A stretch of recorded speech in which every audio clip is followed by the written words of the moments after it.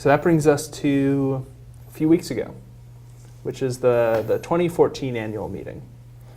Yeah, went in, had some finger food, chatted with lots of people I had either seen only a handful of times in the past year. Yeah, that's nice. Yeah, it was good to kind of get caught up.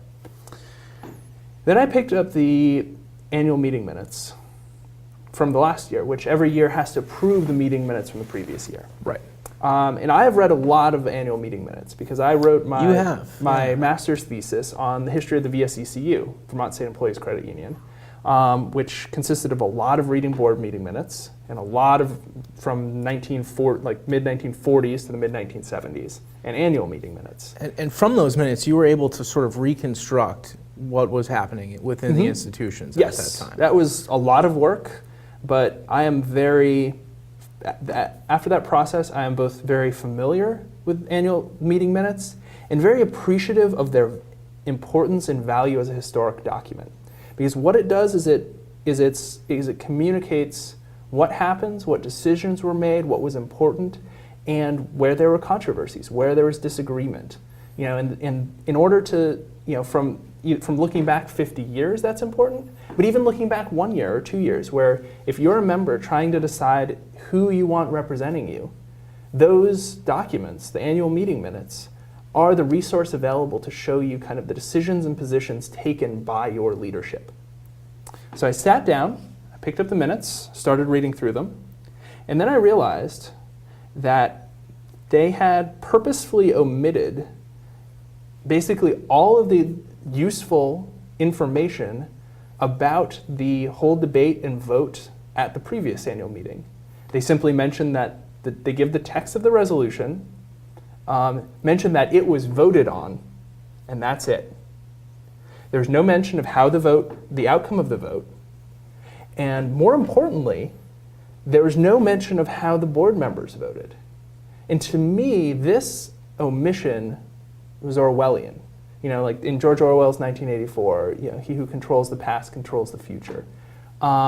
This was writing out of their official institutional history the record of the behavior of the board and the record of a decision collectively made by the members that future members looking back on, trying to understand what's happened in the credit union in order to make their own decisions in the present, are now when they look at that, they do not have the relevant information. And of course, a lot of the same people weren't at the annual meeting this year. The previous one was sort of a milestone celebration. So they weren't able to sort of participate in that discussion again of not being reflected in the minutes. Right. And so, I obviously, because the minutes have to be approved by the meeting, I brought this fact up, and I proposed simply that the relevant information that should be part of the historical record of this institution, because it was a decision made by the member meeting, should be recorded in the minutes. And also the votes of the board should be recorded in the minutes so that individual board members are accountable for their positions, whether people agree with them or disagree with them. If the U.S. Congress never published their voting records, how could you possibly know who to vote for? This is the same sort of thing.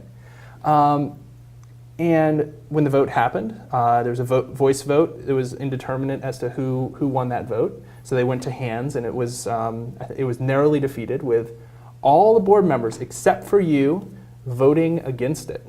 So and now that you are off the board, and we're not sure how the other board member voted, but we know at least the supermajority of the board was opposed to a valid and accurate recording of its own history and taking accountability for their own actions at the last meeting. They did not want those actions recorded in the official meeting minutes.